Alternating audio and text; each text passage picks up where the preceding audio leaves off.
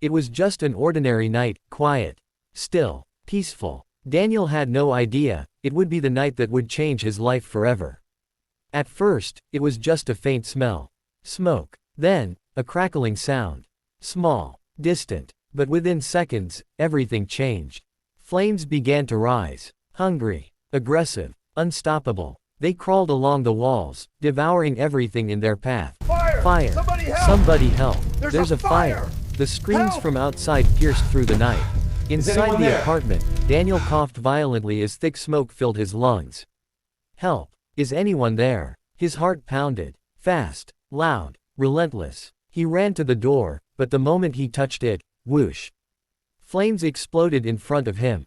He stumbled back, fear gripping every part of his body. No, no, this can't be happening. The heat was unbearable. The air was disappearing, and in that moment, Daniel realized the truth. He was trapped. No way out. No escape. Only fire. Tears filled his eyes as his strength began to fade. And with nothing left, he whispered the only words he could. God, please, help me, and then, silence. Not the silence of peace, but the silence between life and death. But suddenly, through the smoke, through the chaos, a voice. Calm, clear, powerful. Daniel, do not fear. His eyes widened. His breath caught in his throat. Who is that? The flames roared around him, but the voice remained steady. I am with you. It didn't shout. It didn't panic. It spoke with authority. With peace. With certainty. Daniel trembled. His mind raced. But deep inside, something shifted. Hope. Get low, the voice said gently. Cover your mouth. Move to the left. Daniel hesitated. The fire was everywhere. There's fire there, I can't, trust me. The words were simple, but they carried power. And somehow, Daniel obeyed. He dropped to the ground, pulling his shirt over his mouth. The smoke burned his eyes as he crawled forward. Every inch felt impossible. Every breath felt like his last. Stay with me, he whispered desperately.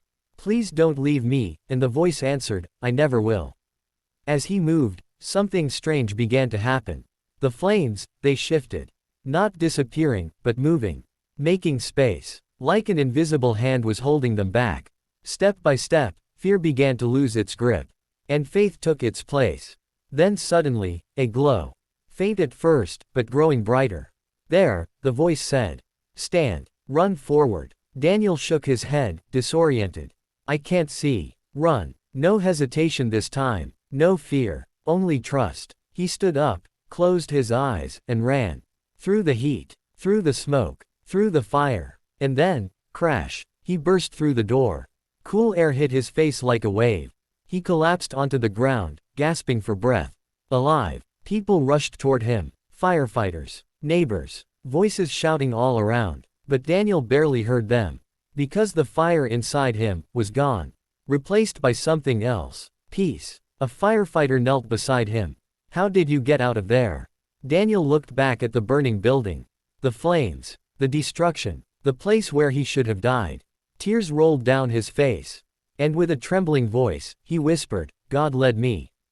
The camera of heaven seemed to rise, above the smoke, above the fire, into the glowing sky. And in that moment, one truth remained. Even in the fire, you are never alone.